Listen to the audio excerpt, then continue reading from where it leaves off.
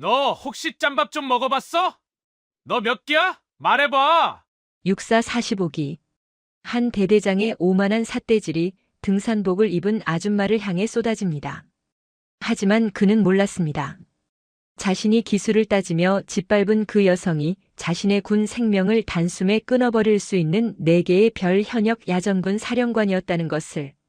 한 지휘관의 이 오만한 폭언이 어떻게 철옹성 같던 군 내부의 가장 추악한 카르텔, 북극성회를 무너뜨리는 거대한 폭풍의 시작점이 되었을까요? 미친 여자년이라 불린 사성장군의 가장 통쾌하고 무자비한 반격이 지금부터 시작됩니다. 여러분, 오늘도 편안한 시간 보내고 계신가요?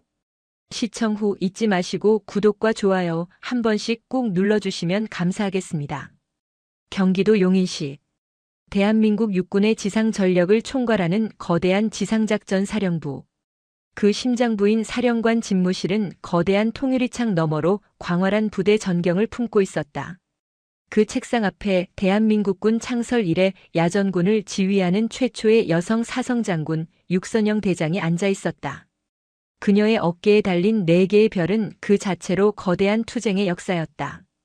수십 년간 남성 그리고 육군사관학교 출신들이 굳건히 쌓아올린 철옹성 같은 카르텔 속에서 학군사관 20기라는 비주류의 꼬리표를 달고 오직 실력 하나로 수십만 대군을 호령하는 지휘관의 자리에 오른 그녀의 존재는 살아있는 전설이자 누군가에게는 불편한 이단이었다.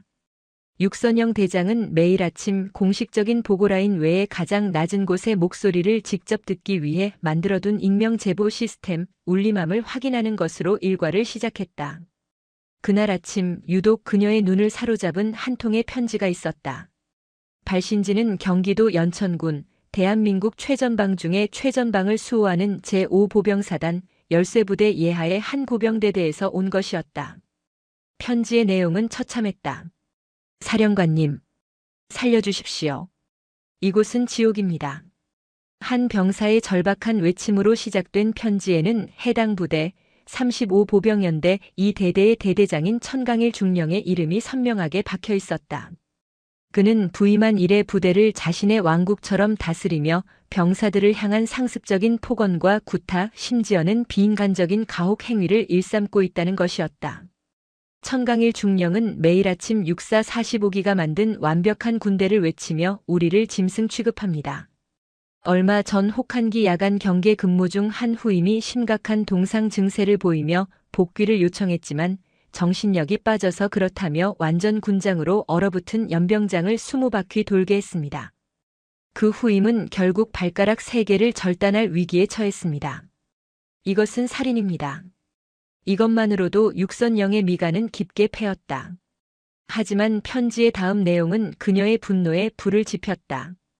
더욱 심각한 것은 새로 부임한 정보과장 윤한을 중위를 향한 태도입니다.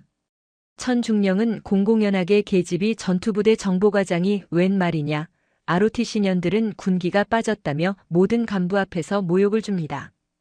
불필요한 신체 접촉을 시도하고 매일 아침 정보 브리핑 때마다 화장은 했냐, 군복에서 여자 냄새가 난다. 주말에 뭐 했냐는 식의 성희롱 발언을 서슴지 않습니다. 얼마 전에는 사단장님 오시는데 내가 술 한 잔 따라야겠다는 말까지 했습니다. 윤중희님은 그저 입술을 깨물며 참기만 합니다. 제발 저희를 구해주십시오. 사령관님만이 유일한 희망입니다. 육선영 대장은 태블릿을 껐다. 그녀의 눈빛은 시베리아의 동토보다 차갑게 얼어붙었다. 이것은 단순한 일탈이 아니었다. 군의 근간을 좀먹는 암세포이자 그녀가 평생 맞서 싸워온 거대한 악습의 농축액이었다. 육선영 대장은 즉시 자신의 충실한 그림자이자 역시 비육사 출신인 한지수 소령을 호출했다. 한 소령은 지작사령관 보좌관으로 여군사관 60기 출신이었으며 특유의 명민함과 강직함으로 육선영이 가장 신이 많은 참모였다. 육선영은 군 생활 내내 육사라는 거대한 벽에 맞서며 실력 있는 비육사 출신 인재들을 발탁하고 양성하는 데 공을 들여왔다. 한지수 소령은 그 결정체 중 하나였다. 한소령. 5사단 35연대 2대대. 대대장 천강일 중령. 즉시 감찰 기록 확인해. 알겠습니다. 사령관님. 한지수 소령의 손이 빠르게 움직였다. 결과는 예상대로였다. 지난 몇 달간 해당 대대에서 올라온 비슷한 제보가 수차례 있었으나 모두 사단선에서 사실무근 혹은 일부 과장된 사실이나 지휘관의 열정이 과한 것으로 판단됨이라는 어처구니 없는 결론으로 종결 처리되어 있었다. 사령관님, 5사단 현 사단장은 황인철 소장입니다. 육사 41기입니다. 한지수 소령의 보고는 차가웠다. 육사 41기. 천강일 중령은 육사 45기. 전형적인 제19 감싸기였다. 그들만의 철옹성, 육사 카르텔이 외부의 감찰을 가볍게 튕어내고 있는 것이 분명했다. 육선영은 쓰게 웃었다. 그녀가 장군이 되기 전까지, 아니 어쩌면 사성장군이 된 지금 이 순간까지도 지겹도록 겪어온 일이었다. 그들에게 군대는 국가의 것이 아니라 육사라는 거대한 학연의 소유물이었다. 그들만의 리그에서 비육사 출신, 특히 여군은 언제나 이등병보다 못한 취급을 받기 일쑤였다. 이대로 안 돼. 육선영은 자리에서 일어났다. 통유리창 너머로 광활한 사령부 전경이 보였다. 저 평화로운 풍경 아래 지금 이 순간에도 누군가는 가장 추운 곳에서 공포에 떨고 있었다. 그녀가 지켜야 할 것은 빛나는 별을 단 장군들이나 엘리트 장교들만이 아니었다. 이름 없는 병사, 갓 임관한 젊은 중위, 그들 모두가 육선영이 목숨을 걸고 지키겠다고 맹세한 조국 그 자체였다. 사령관님, 사령부 감찰실을 통해 육군본부에 정식으로 이첩. 아니, 육선영이 한 소령의 말을 잘랐다. 육본에 가봤자 또 다른 육사 선배가 막아설 거다. 위에서 가지를 쳐내는 방식으론 절대 이 뿌리를 뽑을 수 없어. 그녀는 결심했다. 썩은 뿌리 바로 옆을 파고 들어가 그 실체를 직접 확인해야만 했다. 한소령, 내일 일정 전부 취소해. 네. 사령관님. 하지만 내일은 합참의장님 주간 화상회의가. 더 급한 환자가 생겼어. 뿌리째 썩어가는 환부다. 당장 수술이 필요해. 육선영의 눈빛은 이미 전장으로 향해 있었다. 연천으로 간다. 자네와 나 둘뿐이야. 한지수 소령의 눈이 커졌다. 사령관님, 직접 암행을. 위험합니다. 지작사령관이 경호도 없이 최전방을. 그래서 자네가 필요한 거야. 난 민간인 등산객으로 위장한다. 5사단 그 대대 근처에 민간인이 접근 가능한 열쇠 전망대가 있다고 들었어. 자네는 민간인 차량을 준비하고 내 근처에서 모든 것을 기록해. 통신 장비와 고성능 녹음 장비, 비상 연락망도 구축하고. 이건 정식 감찰이 아니야. 독사 사냥 작전이다. 한지수 소령은 더 이상 반문하지 않았다. 육선영의 눈빛은 이미 결정을 내렸음을 말하고 있었다. 그것은 수십 년 전 포탄이 빗발치는 전방 GOP 대대장 시절 홀로 철책을 점검하러 나서던 28살 육선영 대위의 눈빛과 조금도 다르지 않았다. 알겠습니다. 사령관님, 독사 사냥 작전 준비하겠습니다. 다음 날 이른 새벽 북한강 상류의 물 한 개가 채 가시지 않은 경기도 연천의 공기는 칼날처럼 폐부를 찔렀다. 열쇠부대 35연대 2대대 연병장에는 이미 수백 명의 병사들이 도열해 있었다. 이 새끼들아. 정신 안 차려. 여기가 무슨 동네 놀이터야. 새벽을 찢는 고함 소리의 주인은 대대장 천강일 중령이었다. 그는 육사 45기라는 자부심이 하늘을 찌르는 인물이었다. 그는 자신이 거쳐 온 육사생도 시절의 엄격한 규율과 빠따 문화야말로 진정한 군인 정신의 정수라고 믿었다. 총기 번호 78901이. 박상병. 너 이 새끼 총열에 이게 뭐야? 뭔지야? 천중령은 도열한 병사들 사이를 훑어보다가 한 상병의 K2 소총을 빼앗아 들었다. 그는 총열 덮개 틈새를 흰 장갑 낀 손가락으로 훑더니 거의 보이지도 않는 미세한 먼지를 병사의 얼굴에 들이밀었다. 죄송합니다. 죄송으로 끝나. 이따위 정신 상태로 전쟁 나면 총알이 피해가나. 천중령은 박상병의 방탄모를 주먹으로 내리쳤다. 퍽하는 둔탁한 소리와 함께 병사의 고개가 세차게 꺾였다. 주변 병사들이 공포에 질려 눈을 내리깔았지만 누구 하나 감히 이의를 제기하지 못했다. 요즘 것들은 맞아야 정신을 차려. 특히 너희 ROTC 학사 나부랭이 새끼들 밑에서 군 생활 편하게 한 놈들. 싹 다 갈아엎어야 돼. 오늘 너희 소대 전원 아침 식사 없다. 점호 끝나고 연병장 50바퀴. 이것이 천강일이 부대를 지휘하는 방식이었다. 공포와 폭력. 그는 병사들을 인격체로 대하지 않았다. 그저 자신의 진급을 위한 소모품이자 자신의 명령에 절대 복종해야 하는 기계 부품 정도로 여겼다. 점호가 끝나고 천중령은 땀과 먼지로 범벅이 된 전투복 그대로 대대장실로 향했다. 그가 거친 숨을 몰아쉬며 들어서자 사무실에서 대기하고 있던 정보과장 윤하늘 중위가 벌떡 일어나 경례했다. 단결. 대대장님. 오전 정보 브리핑. 천중령은 윤중위의 보고를 손으로 막아 세웠다. 그는 윤중위의 머리부터 발끝까지를 노골적인 시선으로 훑어내렸다. 윤중위는 갓 임관한 지 얼마 안 된 의욕 넘치는 학군 58기 여군 장교였지만 천중령 부임 이후 하루하루가 지옥이었다. 윤중위. 천중령이 끈적한 목소리로 말했다. 오늘 화장했나? 냄새가 좋은데. 아닙니다.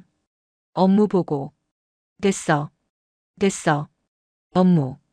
천중령은 책상에 걸터 앉으며 윤중위를 가까이 불렀다. 윤중위는 말이야. 이 딱딱한 군복보다 하늘하늘한 원피스가 더 잘 어울릴 것 같단 말이지. 안 그래? 내가 주말에 서울에서 예쁜 걸로 하나 사줄까? 윤중위의 얼굴이 굳었다. 명백한 성희롱이었다. 하지만 그녀가 할 수 있는 것은 주먹을 쥔 채 고개를 숙이는 것뿐이었다. 이곳에서 그녀는 완벽한 이방인이었다. 대대장님. 이러지 마십시오. 이러지 말라니. 허허. 내가 우리 윤중이 아껴서 하는 말인데. 여자가 군대에 왔으면 좀 싹싹하게 굴어야 이쁨 받는 거야. 너 육사 출신 아니지? 몇 기야? 학군 58기입니다. 꺼봐. ROTC. 그러니 군기가 빠졌지. 천중령은 만족스럽다는 듯 웃었다. 오늘 저녁에 사단장님 황인철 소장님 오시는데 윤중이도 같이 식사 자리 참석해. 알지. 황 소장님이 특히 너 같은 신임 여군 장교들 좋아하셔. 육사 41기 대선배님이시니까 이쁘게 하고 와. 이쁘게 하고 오라는 말은 사실상 술 시중을 들라는 명령과 같았다. 윤중이는 입술을 깨물었다. 그녀는 육군정보학교에서 우수한 성적을 거두고 이곳 최전방을 지원했다. 조국을 지킨다는 자부심으로 가득 찼던 그녀가 마주한 현실은 적의 포화가 아니라 상급자의 추악한 욕망이었다. 그때 행정반에서 당직사관이 다급하게 뛰어들어왔다. 대대장님. 위병소에 웬 민간인 여자가. 천중령의 표정이 일순 흉포하게 변했다. 뭐야? 민간인. 그것도 여자. 당장 꺼지라고 해. 그게 길을 잃은 등산객 같다고 하는데 막무가내로 부대 안으로 들어가서 물 한 잔만 달라고. 뭐? 이 미친년이. 천중령은 책상을 박차고 일어섰다. 감히 자신의 완벽한 부대의 외부인이 그것도 여자가 소란을 피운다는 사실에 참을 수 없는 모욕감을 느꼈다. 그는 윤중이를 거칠게 밀치고 사무실을 뛰쳐나갔다. 어느 년이야. 당장 내 눈앞에 끌고 와. 그의 광기 어린 고함이 차가운 연천의 아침 공기를 찢고 있었다. 그는 자신의 폭정을 가리기 위해 부대를 철저히 외부와 단절시켰다. 그런 상황에서 외부인의 등장은 그의 성역에 대한 침입이었고 그것은 곧 자신의 왕국에 대한 도전이었다. 그는 지프차에 올라타 거칠게 시동을 걸었다. 위병소로 향하는 그의 눈에는 살기마저 감돌았다. 열쇠부대 35연대 2대대 정문 위병소. 천하무적 상승 열쇠라는 글귀가 선명한 아치 너머로 겨울바람에 날카롭게 울부짖는 삼엄한 철책이 이어지고 있었다. 위병소 근무를 서던 두 명의 초병, 이승현 이병과 박철민 상병은 곤란한 표정으로 자신들 앞에 선 중년의 여성을 막아서고 있었다. 선생님, 정말 안 됩니다. 여기는 군사보호구역이고 민간인은 허가 없이 절대 출입하실 수 없습니다. 저기요. 젊은 군인 양반. 내가 길을 잃었다니까 그러네. 저쪽 열쇠 전망대로 가려 했는데 아무래도 길을 잘못 든 것 같아. 날도 춥고 잠시 들어가서 지도 좀 보고 물 한 잔만 얻어 마시면 안 될까? 여성은 수수한 등산복 차림에 작은 배낭을 메고 있었다. 화장기 없는 얼굴이었지만 그 목소리는 차분하면서도 묘한 위엄이 서려 있었다. 바로 지상작전 사령관 육선영이었다. 그녀는 일부러 약간 지친 기색을 보이며 초병들을 안심시키려 했다. 초병들은 난감했다. 상대는 무기력해 보이는 민간인 여성이었지만 규정은 규정이었다. 죄송합니다. 저희가 물은 가져다 드릴 수 있지만 부대 안으로는 잠시만 기다려 주십시오. 당직 사관님께 보고했습니다. 박상병이 공손하지만 단호하게 말하는 바로 그 순간이었다. 끼익! 타이어가 찢어지는 듯한 요란한 급제동 소리와 함께 검은색 지휘관 코란도 지프차가 위병소 앞 아스팔트를 파고들 듯 멈춰섰다. 차에서 내린 것은 방금 전까지 정보과장 윤하늘 중위를 모욕하던 천강일 중령이었다. 그는 차에서 내리자마자 초병들에게 악귀처럼 고함을 질렀다. 이 개새끼들아! 근무 안 서. 웬 잡것을 부대 정문까지 끌어들여. 여기가 민간인 쉼터야, 그리고 그는 육선영을 향해 삿대질을 하며 성큼성큼 다가왔다. 그의 눈은 부하여군 장교에게 풀지 못한 분노와 감히 자신의 완벽한 부대 정문을 더럽힌 외부인에 대한 경멸로 이글거렸다. 야, 아줌마. 여기가 어딘 줄 알고 기어들어와. 당장 안 꺼져. 육선영은 천강일 중령을 조용히 바라보았다. 사진으로만 보던 얼굴이었다. 하지만 파일 속의 건조한 텍스트가 전달하지 못했던 광기와 오만이 그의 눈빛과 말투에 가득했다. 길을 잃어서 잠시 도움을 청하려던 것뿐입니다. 군인 아저씨, 말씀이 좀 지나치시네요. 육선영은 의도적으로 군인 아저씨라는 호칭을 썼다. 그 말에 천중령의 얼굴이 뻘겋게 달아올랐다. 아저씨? 감히 일개 민간인 아줌마가 자신에게, 그것도 육사 45기 출신의 엘리트 지휘관에게 저런 호칭을 쓴다는 것을 참을 수 없었다. 뭐? 아저씨? 이 미친년이 지금 눈에 뵈는 게 없나? 퍽. 천강일은 망설임 없이 육선영의 어깨를 거칠게 밀쳤다. 육선영이 뒤로 몇 걸음 물러났다. 박상병과 이병의 얼굴이 새하얗게 질렸다. 민간인을, 그것도 여성을 대대장이 직접 폭행한 것이다. 내년이 지금 신성한 군부대 정문에서 행패 부리는 거야. 여기가 너희 같은 년들 안방인 줄 알아. 육선영은 밀쳐진 어깨를 훌훌 털며 바로 섰다. 그녀의 눈빛은 조금도 흔들리지 않았다. 오히려 얼음장처럼 차가워졌다. 군인이 민간인을 보호해야 할 의무가 있는 것 아닙니까? 길 잃은 민간인에게 폭력을 행사하는 것이 당신 부대의 방침인가요? 그녀의 차분한 반박은 불타는 천강일의 광기에 기름을 부었다. 방침? 인연이 아직도 정신을 못 차렸네. 그는 육선영의 등산복 멱살을 거칠게 움켜쥐었다. 야, 너 군대 밥 좀 먹어본 년이야? 군복만 벗으면 다인 줄 알아? 그는 그녀가 단순한 민간인이 아니라 군기를 어지럽히는 불손한 예비역이거나 혹은 그가 그토록 경멸하는 비육사 출신의 하급 여군 간부일지도 모른다고 멋대로 판단했다.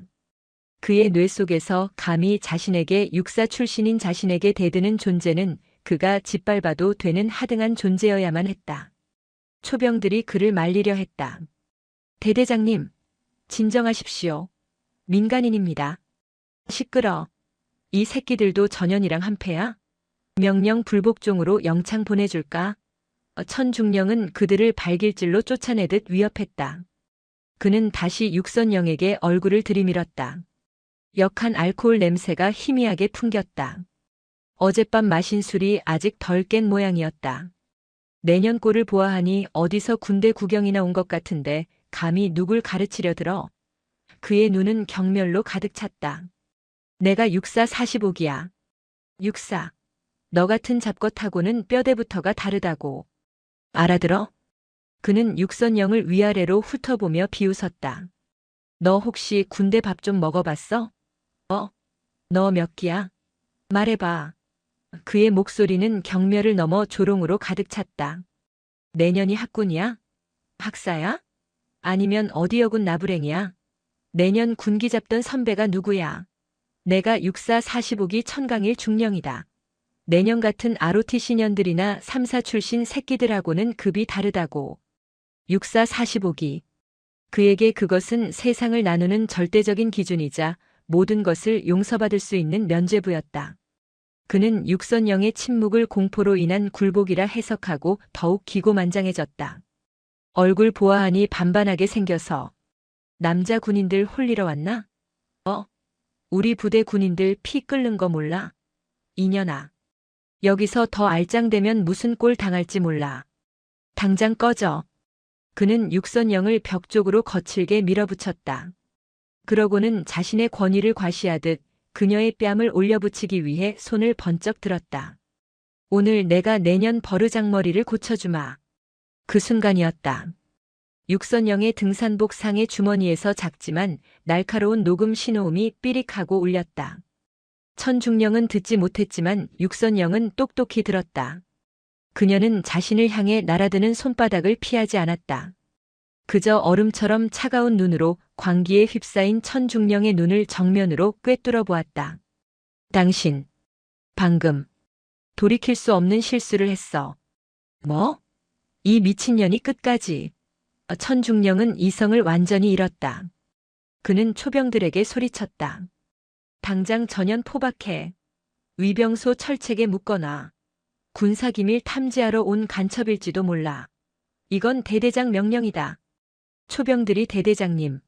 하지만 이라며 머뭇거리는 순간 그들의 말을 덮어버리는 날카로운 마찰음이 고막을 찢었다. 끼익.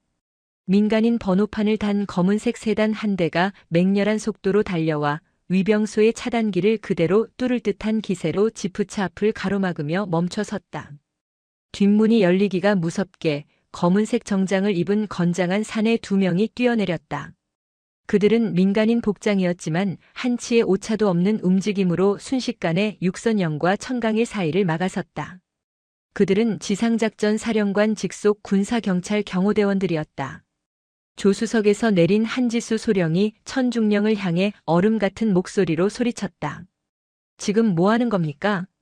천강일 중령은 갑작스러운 사태에 당황했다. 웬 민간인 차에 정체불명의 사내들, 그리고 자신에게 고함치는 여군 소령. 뭐야? 당신들은? 여긴 군사작전 지역이야. 당장. 헌병 부르기 전에 썩 꺼져. 한지수 소령은 천강일의 고함을 벌레 씹은 듯 무시했다. 그녀는 손에 들고 있던 짙은 녹색의 야전 상의를 들고 육선영에게 곧장 다가갔다. 그리고 천강일을 향해 불꽃 튀는 시선으로 외쳤다. 천강일 중령. 당신 지금 누굴 상대로 무력을 행사하는 겁니까? 그 손 떼지 못해. 자신의 이름과 계급이 정확히 불리자 천강일은 순간 움찔했다. 뭐야? 당신들. 신원을 밝혀. 한지수 소령은 그에게 대답할 가치조차 없다는 듯 그에게 등을 돌렸다. 그것은 한 명의 장교가 다른 장교에게 할 수 있는 가장 큰 모욕이었다. 그녀는 육선영의 어깨에 내려앉은 먼지를 가볍게 털어내고 가져온 야전 상의를 정중하게 입혀주었다. 사령관님, 괜찮으십니까? 그리고 수수한 등산객 차림의 육선영 앞에서 민간인 복장의 한지수 소령이 2발을 모으고 칼처럼 완벽한 거수경례를 붙였다. 그녀의 목소리는 위병소 전체를 울렸다. 충성. 사령관님께 대하여 경례. 보좌관 소령 한지수 늦어서 죄송합니다. 사령관님. 그 단어가 연천의 차가운 아침 공기 속에 얼어붙었다. 천강일 중령의 뇌가 정지했다. 그는 아줌마라고 불렀던 여성을 소령이 사령관님이라고 부르는 이 비현실적인 광경을 믿을 수 없다는 듯 바라보았다. 그의 시선은 한지수 소령의 경내에서 육선영의 얼굴로 그리고 마지막으로 그녀의 어깨에 덮인 야전상의 기스로 향했다. 그곳에 대한민국 육군 대장을 상징하는 차갑고도 엄중한 4개의 은빛별이 아침 햇살에 번뜩이고 있었다. 지상작전 사령관, 육군 대장 육선영. 그가 미친 여자년이라 불렀던 존재. 그가 육사 몇 기냐며 ROTC 나부랭이라고 조롱했던 존재. 그가 남자 홀리러 온 년이라며 뺨을 치려 했던 존재. 그 존재는 현역 수십만 대군을 지휘하는 학군 20기 출신의 살아있는 신화, 바로 그의 최고 상급자였다. 천강일의 얼굴에서 핏기가 완전히 사라졌다. 그의 다리가 풀리고 손에 들었던 포승줄이 바닥으로 떨어졌다. 아, 아, 아. 그의 입에서 의미 없는 소리만 새어나왔다. 육선영은 천천히 야전 상의 깃을 바로잡았다. 등산객의 온화함은 사라지고 오직 수십 개의 전장을 휩쓴 야전 지휘관의 냉혹한 위엄만이 남았다. 그녀가 얼어붙은 천강일을 향해 지옥의 밑바닥에서 울리는 듯한 목소리로 입을 열었다. 천강일 중령. 당신이 방금 뭐라고 했나? 천강일 중령의 뇌가 정지했다. 시간의 흐름이 점성을 가진 액체처럼 느려졌다. 사령관님. 그 단어는 그의 고막을 통과했지만 뇌까지 도달하지 못했다. 그는 눈앞에 4개의 별을, 그리고 그 별을 달고 있는 여자의 얼굴을 번갈아 바라보았다. 방금 자신이 미친 여자년이라 불렀던 그 얼굴이었다. 자신이 육사 몇 기냐며 ROTC 나부랭이라고 조롱했던 그 존재였다. 천강일 중령. 육선영 대장이 다시 한번 얼음장 같은 목소리로 그의 이름을 불렀다. 그제야 천강일의 마비되었던 신경계가 반응했다. 그는 용수철처럼 튀어오르려 했지만 공포로 풀려버린 다리가 그의 몸을 지탱하지 못했다. 충, 따단, 단결. 그는 경례를 붙이려 했지만 그의 오른손은 어깨 위로 올라가지 못하고 허공에서 파르르 경련을 일으켰다. 사령관님. 대대장 중령 천강일. 사령. 방금 나를 뭐라고 불렀나? 육선영은 그의 처절한 경례를 받아주지 않았다. 그녀는 한 걸음 다가섰다. 천강일은 뒷걸음질 치다 위병소의 차가운 철제벽에 등을 부딪혔다. 쿵 하는 소리와 함께 그의 온몸에 충격이 전해졌다. 내가 남자 군인들 홀리러 온 년으로 보였나? 아닙니다. 사령관님. 오해십니다. 저는 사령관님이신 줄 몰라 배웠습니다. 그의 목소리가 처절하게 갈라졌다. 그는 본능적으로 무릎을 꿇으려 했다. 군인의 마지막 자존심 따위는 없었다. 오직 생존 본능만이 남았다. 육선영이 한마디로 제지했다. 일어서. 그녀의 목소리에는 그 어떤 자비도 없었다. 군복 입은 군인은 무릎으로 말하지 않는다. 그리고 내가 지금 빌어야 할 대상은 내가 아니야. 육선영은 그에게서 시선을 거두고 공포에 질린 채 꼼짝도 못하고 서 있는 두 초병에게로 시선을 돌렸다. 두 사람 이름이 뭔가? 이병, 이승현, 입니다. 상병, 박철민, 입니다. 두 병사는 거의 울음이 터지기 직전의 목소리로 관등 성명을 외쳤다. 고생 많았다. 두 사람은 지금 이 순간 이 자리에서 보고 들은 모든 것을 평생 기억하도록. 그리고 그녀는 천강일을 다시 쏘아보았다. 너희들의 대대장이 민간인을 그리고 그의 상관을 어떻게 모욕했는지도. 사령관님. 마침내 천강일의 이성이 끊어졌다.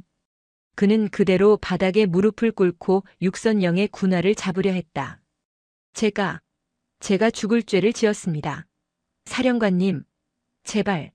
제발 용서를. 제가 육사 45기입니다. 사령관님. 제가 평생 군에. 육선영의 눈썹이 경멸로 꿈틀했다. 내가 아까 내게 물었지. 육사라도 되냐고. 몇 기냐고. 그녀는 쪼그려 앉아 바닥에 엎드린 그의 눈을 정면으로 마주했다. 천강일은 그녀의 눈빛을 감당하지 못하고 고개를 돌렸다. 나는 육사 출신이 아니다. 나는 학군 20기다. 그녀는 천강일이 그토록 경멸했던 그 출신을 가장 단호하고 날카로운 목소리로 내뱉었다. 하지만 내 놈 같은 자들이 육사라는 이름에 먹칠하는 것을 더는 두고 보지 않을 생각이다. 너는 군인의 명예를, 육사의 명예를, 그리고 한 인간의 명예를 내 놈의 더러운 욕망과 오만으로 전부 짓밟았다. 살려주십시오. 사령관님. 기강. 육선영은 더러운 것을 본 듯한 표정으로 일어섰다. 내 놈이 말하는 기강이 병사의 뺨을 때리고 동상 걸린 병사를 방치하는 것인가? 내 놈이 말하는 기강이 내부하 여군 장교에게 원피스를 운운하며 술 시중을 들게 하는 것인가? 마지막 외침은 천둥과도 같았다. 천강일의 눈이 공포로 튀어나올 듯 커졌다. 그녀가 다 알고 있었다. 편지. 그 편지 내용이었다. 어떻게 그걸 내 놈이 여자년이라 부르며 짓밟던 그 이름 없는 병사들과 부하들의 목소리다. 육선영은 더 이상 그와 대화할 가치를 느끼지 못했다.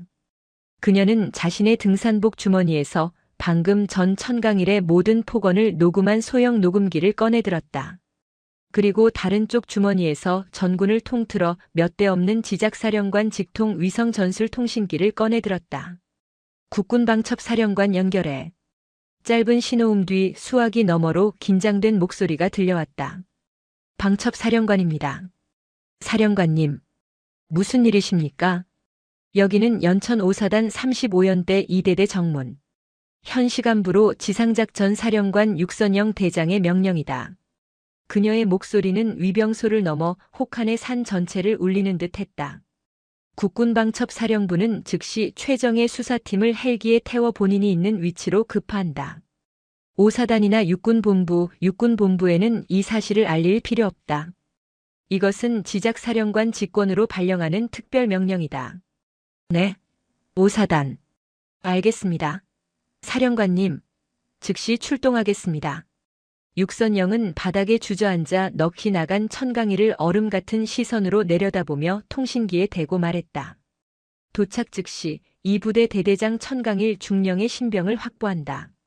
혐의는 상관 모욕, 민간인 폭행, 직권 남용, 가혹행위, 성희롱. 그리고 이적 행위에 준하는 군 기강 문란이다. 이적 행위. 그 단어가 천강일의 귀에 사형 선고처럼 박혔다. 그는 그 자리에서 완전히 실신해버렸다. 천강일 중령이 위병소 바닥에서 거품을 물고 실신한 지 불과 20분. 연천의 고요한 하늘을 찢는 격렬한 헬기 프로펠러 소리가 들려왔다. 그것은 사단 의무 헬기가 아니었다. 검은색으로 도장된 육군 항공작전 사령부 소속의 블랙호크 세대가 2대대 연병장을 향해 무섭게 하강했다. 연병장에서는 아침 점호 이후 뜀걸음을 하던 병사들이 이게 무슨 상황인지도 모른 채 거대한 헬기 바람에 흙먼지를 뒤집어쓰며 엎드렸다. 헬기에서 쏟아져 나온 것은 전투복이 아닌 검은색 특수 임무복장에 방탄모를 쓴 국군방첩사령부의 최정예 수사관들이었다. 그들은 마치 적진에 침투하듯 연병장을 가로질러 대대본부와 위병소로 나뉘어 달려갔다. 육선영은 위병소에서 이 모든 광경을 지켜보고 있었다. 지작사령관 경호팀이 의식을 잃은 천강일의 양팔을 붙잡아 세웠다. 잠시 후 수사팀을 이끄는 방첩사 대령이 육선영에게 달려와 경례를 붙였다. 충성. 사령관님. 방첩사령부 수사팀장 김영준 대령. 명령 대기 중입니다. 저자다. 즉시 신병을 확보하고 대대장실을 포함한 모든 관련 시설을 압수수색한다. 특히 대대장실 책상 서랍 가장 깊숙한 곳 검은색 가죽 수첩을 확보하도록. 알겠습니다. 수사관들이 천강일에게 다가가 수갑을 꺼냈다. 차가운 금속이 손목에 감기는 순간 천강일은 마지막 발악처럼 정신을 차렸다. 이거 나. 이거 못 나. 내가 누군지 알아. 내가 육사 45기야. 황인철 사단장님, 황 소장님, 살려주십시오. 그의 처절한 비명은 헬기 소음 속으로 무력하게 흩어졌다. 육선영은 그에게 눈길도 주지 않고 한지수 소령과 함께 대대본부 건물로 향했다. 그녀가 본부 현관에 들어서는 순간 소란을 듣고 달려온 작전과장과 주임원사가 경악으로 굳어버렸다. 어깨에 달린 4개의 별. 지상작전 사령관이었다. 사령관님, 어쩐 일로. 육선영은 그들의 경례를 받는 둥 마는 둥 하며 복도를 걸었다. 그녀의 목적지는 단 하나였다. 정보과장실이 어디지? 작전과장의 안내로 정보과장실 문이 열렸다. 그 안에는 방금 전 천강일에게 이쁘게 하고 와라는 말을 들었던 윤하늘 중위가 창백하게 질린 얼굴로 서 있었다. 그녀는 이 모든 혼란의 원인을 알지 못한 채 그저 공포에 떨고 있었다. 육선영이 그녀에게 천천히 다가갔다. 윤중이는 자신 앞에 선 4개의 별을 단 여장군을 꿈을 꾸듯 바라보았다. 육선영은 그녀의 어깨에 손을 올렸다. 윤중이가 움찔하며 놀랐다. 윤하늘 중위인가? 네. 네. 중위 윤하늘. 입니다. 나는 자네의 상관 육선영 대장이다. 육선영은 따뜻한 손으로 그녀의 어깨를 두어 번 두드려 주었다. 그동안 정말 고생 많았네. 이제 다 괜찮을 거야. 그 한마디에 매일 밤을 눈물로 지새우며 저녁 지원서를 썼다 지웠다 반복하던 윤하늘 중위의 눈에선 참아왔던 눈물이 돈물처럼 터져나왔다. 그때였다. 대대 본부 밖에서 또다시 요란한 급제동 소리가 들렸다. 이번에는 5사단 사단장 황인철 소장의 지휘관 성판을 단 지프였다. 자신의 관할 구역에 자신의 승인도 없이 방첩사 헬기가 착륙하고 지작사령관이 나타났다는 보고를 받은 그는 사태의 심각성을 깨닫고 미친 듯이 달려온 것이었다. 이게 다 무슨... 황인철 소장은 차에서 내리자마자 굳어버렸다. 자신의 대대 본부 건물이 검은 옷을 입은 방첩사 요원들에게 점령당해 있었고 그 중앙에 육선영 대장이 서 있었다. 나 단결. 사령관님께 대하여 경례. 사단장, 소장 황인철입니다. 어찌 이런 누추한 곳까지. 미리 연락을 주셨으면. 연락을 줬으면 어쩔 셈이었나. 황 소장. 육선영은 눈물 흘리는 윤중이를 뒤로하고 황인철에게 다가갔다. 그녀의 목소리는 다시 얼음장처럼 차가워졌다. 연락을 줬다면 저 위병소의 병사들이 나를 반갑게 맞이하고 천중령은 내 앞에서 가장 유능한 지휘관인 척 연기를 했겠지. 내가 오늘 본 것들을 자네가 완벽하게 숨겼을 테고. 오해십니다. 사령관님, 천중령이 평소엔 참 유능한 친구였는데. 유능해? 육선영이 코웃음을 쳤다. 병사들 발가락이 동상으로 썩어 들어가는데 정신력 운운하며 방치하고 내 부하 여군 장교에게 원피스를 사주겠다며 희롱하는 게 자네가 말하는 유능함인가? 황인철의 얼굴이 굳었다. 그때 압수수색을 마친 한지수 소령이 대대장실에서 들고 온 검은색 가죽 수첩을 펼쳐 보였다. 거기에는 날짜와 함께 황 소장님, 500, 6본 나 장군님, 1000, 그리고 윤중이, 사단장님 배석건, 이라고 선명하게 적혀 있었다. 이게 뭔가? 황 소장, 천중령이 자네에게 상납한 내역인가?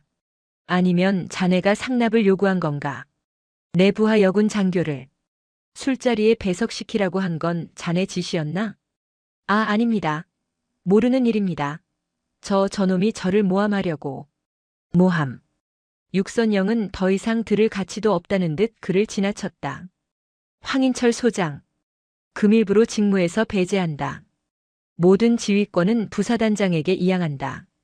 그녀는 방첩사 김대령에게 명령했다. 김대령. 저자도 함께 연행해. 혐의는 직무유기 및 뇌물수수 공범이다. 사령관님, 이러시면 안 됩니다. 저는 육사 41기입니다. 육군 참모총장님 라인입니다.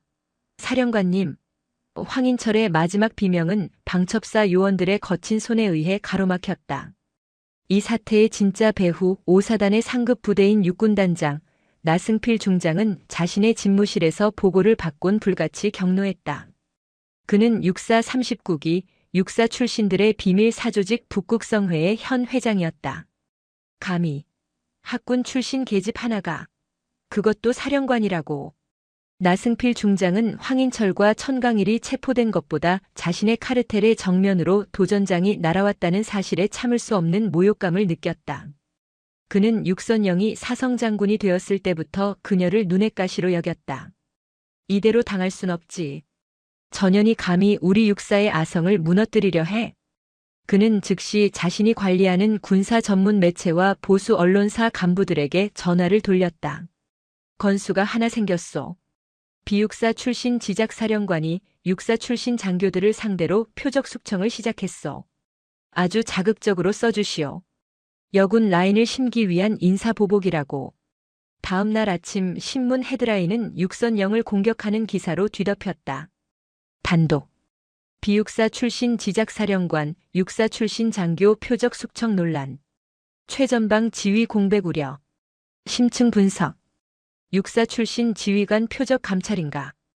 군 내부 비육사 라인의 과잉 충성. 기사의 내용은 교묘했다.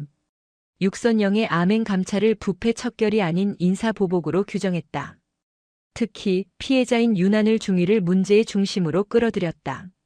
군 관계자에 따르면 천중령은 평소 엄격한 군 기강 확립으로 명망이 높았으나 최근 부임한 정보과장 윤중위와 잦은 마찰을 빚었다고 한다. 일각에서는 윤중위가 비육사 출신인 육사령관 라인을 이용해 상관을 모함한 것이 아니냐는 의혹이 제기되고 있다. 이것은 치명적인 역공이었다. 피해자를 가해자로 둔갑시켜 사건의 본질을 흐리는 전형적인 수법이었다. 그리고 결정타가 날아왔다. 나승필 중장의 압력을 받은 육군 본부 감찰실에서 지작사령부로 공식 문서를 하달했다. 윤하늘 중위를 상관 모함 및 정상 지휘 계통을 무시한 군 기밀 유출 혐의로 정식 조사하겠다는 통보였다. 만약 윤중위가 유죄 판결을 받으면 육선영의 모든 감찰 활동은 불법적으로 수집된 증거에 기반한 것이 되어 정당성을 잃게 된다. 용인의 지작사령관 집무실. 한지수 소령이 굳은 얼굴로 보고했다. 사령관님, 이것은 함정입니다. 저희가 여기서 윤중위를 감싸면 언론의 비육사 편 가르기 프레임에 정확히 걸려들게 됩니다. 하지만 가만히 있으면 윤중위는 육선영은 눈을 감았다. 진흙탕 싸움이었다. 그녀가 가장 아끼는 부하를 지키려다 자신이 무너질 수도 있는 상황이었다. 그녀는 눈을 떴다. 그녀의 눈은 더 이상 차갑지 않았다. 오히려 화산처럼 뜨거운 결단력으로 불타고 있었다. 한소령. 국방부 출입 기자단 전원 소집해. 2시간 뒤. 이곳 지상작전 사령부 메인 브리핑룸에서 내가 직접 기자회견을 하겠다. 네? 기자회견이요. 사령관님. 지금은 언론 노출을. 저기서 진흙탕 싸움을 걸어왔다면 진흙탕에서 싸워줘야지. 대신 그녀가 차갑게 미소 지었다. 내 방식대로. 그들이 그토록 원하던 진짜 목소리를 들려줄 시간이야. 한소령, 어제 위병소에서 확보한 녹음 파일 원본, 브리핑룸 스피커에 연결할 준비해. 2시간 뒤 경기도 용인의 지상작전 사령부 메인 브리핑룸. 대한민국 국방의 모든 공식 입장이 발표되는 이 상징적인 공간은 오늘만큼은 전장의 한복판처럼 팽팽한 긴장감으로 폭발 직전이었다. 수백 명의 내외신 기자들이 발 디딜 틈 없이 몰려들었고 수십 대의 방송 카메라 렌즈는 일제히 단상 하나만을 향해 굶주린 짐승의 눈처럼 번뜩였다. 공기는 무겁고 탁했다. 기자들 사이에서는 이미 육군단장 나승필 중장이 북극성의 라인을 통해 흘린 정보들이 공공연하게 사실처럼 유통되고 있었다. 결국 육선영이 무리수를 둔 거야. 학군 출신으로 육사 라인을 쳐내려다 역풍을 맞은 거지. 오늘 아마 고개 숙이고 사과하지 않겠어? 표적 감찰 논란에 대해 해명하라고. 윤하늘 중위 건은 어떡할 건데? 자기 사람 감싸려다 군 기밀 유출 방조범이 될 판인데. 사성장군이라도 여론 앞엔 장사 없지. 그들의 수군거림 속에는 창군 이래 최초의 여성 야전군 사령관이 무너지는 모습을 목격하고 싶은 잔인한 기대감마저 서려 있었다. 그때였다. 브리핑룸의 연문이 열리고 단상으로 향하는 짧은 복도 끝에서 그녀가 모습을 드러냈다. 기자들의 예상과 달리 그녀는 사과나 해명을 위해 고개를 숙인 패장의 모습이 아니었다. 지상작전 사령관 육선영 대장. 그녀는 어깨에 금빛 수술이 달린 화려한 정복이나 드레스 유니폼이 아닌 지금 당장이라도 전장에 나갈 듯한 흙먼지만 묻히면 되는 완벽한 위장색의 야전 전투복 차림이었다. 그녀의 등장은 그 자체로 나는 지금 전쟁 중이다라는 무언의 선포였다. 그녀는 단상 앞에 서서 방 안의 모든 카메라 렌즈와 기자들의 눈을 하나하나 마치 적진을 훑어보듯 천천히 그리고 정확하게 마주했다. 그 위압적인 침묵에 소란스럽던 장내가 일순 정지했다. 마침내 북극성회와 연결된 한 보수 언론사의 군사 전문 기자가 손을 번쩍 들고 포문을 열었다. 육선영 사령관님, 현재 군 내부에서는 사령관님의 이번 감찰이 학군 20기 라인을 심기 위한 육사 출신 표적 숙청이라는 의혹이 거셉니다. 또한 윤하늘 중위가 정상적인 지휘 계통을 무시하고 사령관님께 군 기밀을 직보했다는 명백한 하극상과 기밀 유출 혐의에 대해 기자의 말이 채 끝나기도 전에 육선영이 마이크를 잡고 그의 말을 잘랐다. 그녀의 목소리는 마이크를 타고 나오며 브리핑룸 전체를 얼어붙게 만들었다. 분노가 아니었다. 그것은 강철을 얼음물에 담갔을 때나 날 법한 차갑고도 날카로운 소리였다. 표적 숙청이라. 그녀는 옆에서 대기하던 한지수 소령에게 눈짓했다. 한 소령은 긴장된 손으로 노트북을 조작했고 단상 뒤에 거대한 스크린이 켜졌다. 여러분들은 육산이 학군이니 하며 편 가르기에 골몰하고 있을 때 대한민국 육군의 최전방에서 무슨 일이 벌어지고 있었는지 그 진실을 보여드리겠습니다. 스크린에 첫 번째 자료가 떴다. 천강일의 검은 장부 사본이었다. 여러분들이 유능한 지휘관이라 포장하려 했던 자가 실상은 병사들의 피복비와 유류비를 횡령해 자신의 윗선에 정기적으로 뇌물을 바친 범죄자였다는 증거입니다. 두 번째, 동상으로 검게 썩어 절단 직전에 이른 병사의 끔찍한 발 사진이 떴다. 이것이 그 엄격한 군 기강의 결과입니다. 기자들이 미친 듯이 카메라 셔터를 눌러댔다. 하지만 육선영은 숨 돌릴 틈을 주지 않았다. 여러분은 내가 윤한을 중위 한 명을 감싸기 위해 군 전체를 흔든다고 비난했습니다. 윤중위가 군 기밀을 유출했다고 저를 공격했습니다. 그녀는 단상 앞으로 한 걸음 더 다가왔다. 좋습니다. 그렇다면 그들이 지키려 했던 군 기밀이 무엇인지, 윤중위가 대체 무슨 죄를 지었는지 내가 오늘 이 자리에서 직접 주범이 되어 공개하겠습니다. 그녀는 한지수 소령을 바라보았다. 한소령. 재생해. 사령관님. 재생해. 이것은 명령이다. 한지수 소령은 떨리는 손으로 엔터키를 눌렀다. 브리핑룸의 고성능 스피커를 통해 그 어떤 변조도 편집도 없는 어제 위병소에서 녹음된 날것의 음성 파일이 재생되기 시작했다. 야, 아줌마. 여기가 어딘 줄 알고 기어들어와. 당장 안 꺼져. 장내가 술렁였다. 이게 뭐야? 뭐? 아저씨? 이 미친년이 지금 눈에 뵈는 게 없나?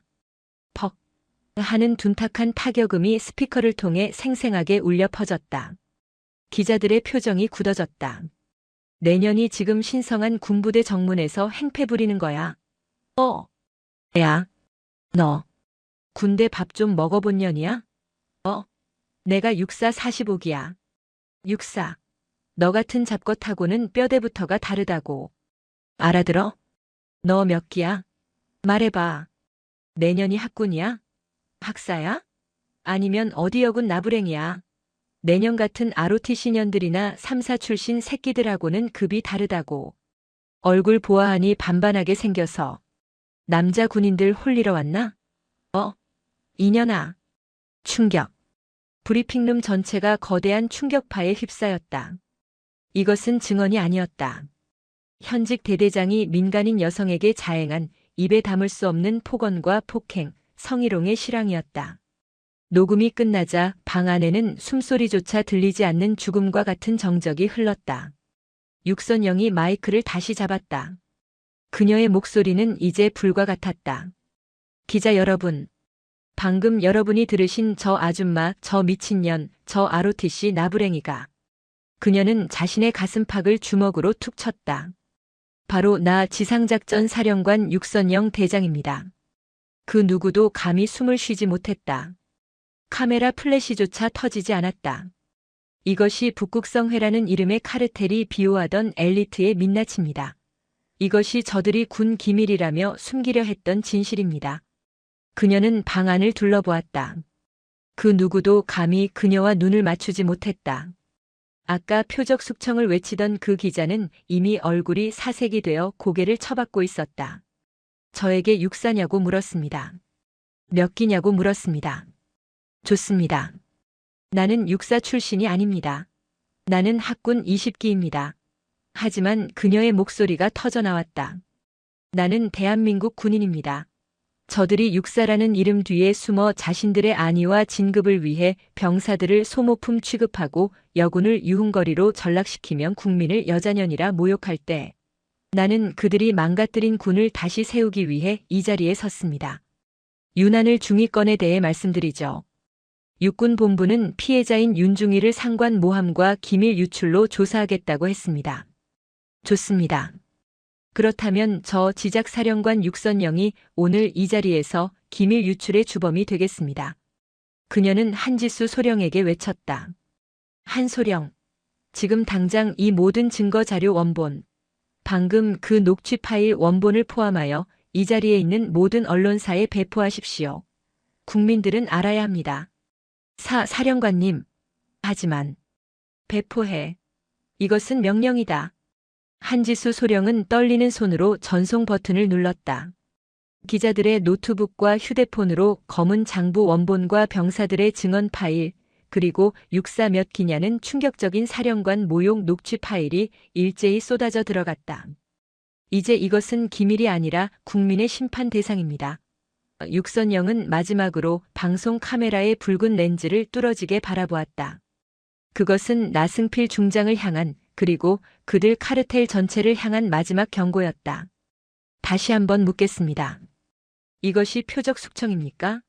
썩은 암 덩어리를 도려내는 것을 숙청이라 부르며 비난하시겠습니까? 그렇다면 좋습니다. 그녀는 단상에서 내려와 카메라 앞으로 한 걸음 더 다가섰다. 4개의 별을 단 그녀의 매서운 눈이 카메라 렌즈를 통해 전국에 생중계되고 있었다. 나 육선영은 대한민국 지상작전 사령관의 직을 걸고 내 어깨에 이 4개의 별을 걸고 육군단장 나승필 중장 육사 39기를 정점으로 하는 이 반역 카르텔 북극성회를 뿌리 뽑을 때까지 이 숙청을 절대 멈추지 않을 것입니다. 선전포고.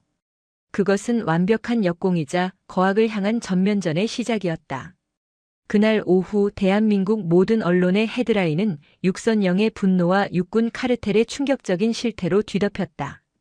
대통령은 국방부 장관을 긴급 호출하여 군 기강 확립에 대한 전폭적인 지지를 표명했고 국방부 장관은 즉시 육선영 대장을 위원장으로 하는 군 내부 불법 사조직 척결 특별위원회를 발족시켰다. 윤한을 중위에 대한 육군 본부의 조사는 즉각 중단되었으며 그녀는 오히려 내부 고발자로서 사령관 직속 부서의 보호를 받게 되었다. 그리고 그날 저녁 북극성회의 수장이었던 나승필 육군단장은 직무에서 배제된 채 국방부 검찰단의 조사를 받기 위해 용산으로 소환되었다. 그가 그토록 자랑스러워했던 육사라인은 그 누구도 그를 위해 나서지 않았다. 그들은 자신들의 별을 지키기 위해 꼬리를 자른 것이다. 육선영의 독사 사냥은 그렇게 대한민국의 가장 깊고 어두운 뿌리를 도려내는 거대한 태풍이 되어 마침내 그 시작을 알리고 있었다.